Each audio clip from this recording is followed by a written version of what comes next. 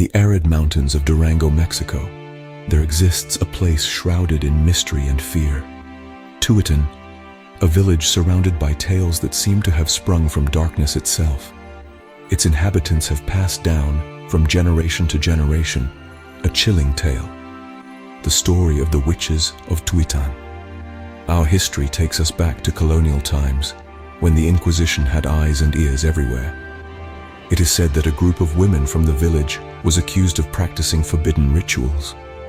Women who gathered in caves, who spoke strange languages, who cured diseases with impossible concoctions, and who seemed to know secrets that no Christian should ever know. The church denounced them for consorting with evil forces, and from then on, their shadow was cast upon the land.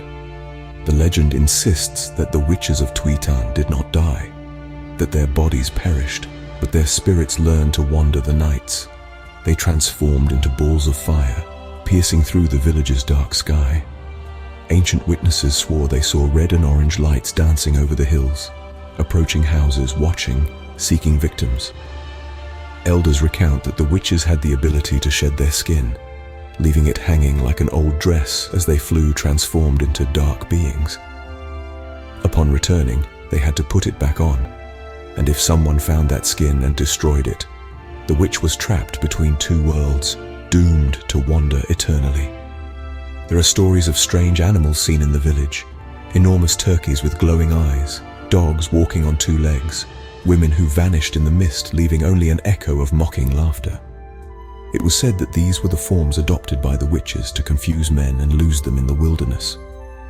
There are no shortage of testimonies from those who claim to have heard strange songs in the early mornings.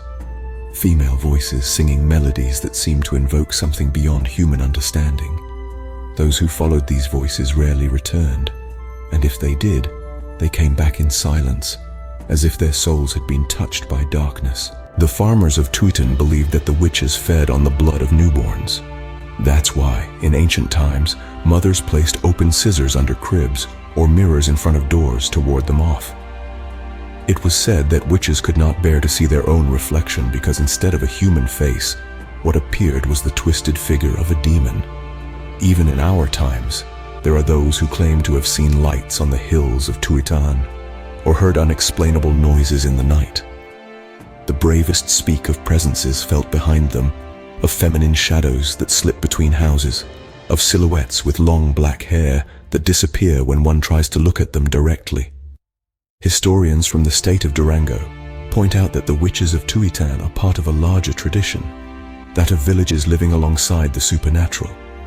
But, unlike other legends, in Tuitan no one tells it as fantasy. They tell it as a warning. The village still falls silent when night descends. No one ventures too far. No one dares to stare directly at those lights that sometimes traverse the hills, because they say that once a witch looks at you, there is no escape. The story of the witches of Tuitan is not just a myth. It is a reminder that fear can be passed down through generations, and that the shadows of the past still linger in places where faith and darkness clashed centuries ago.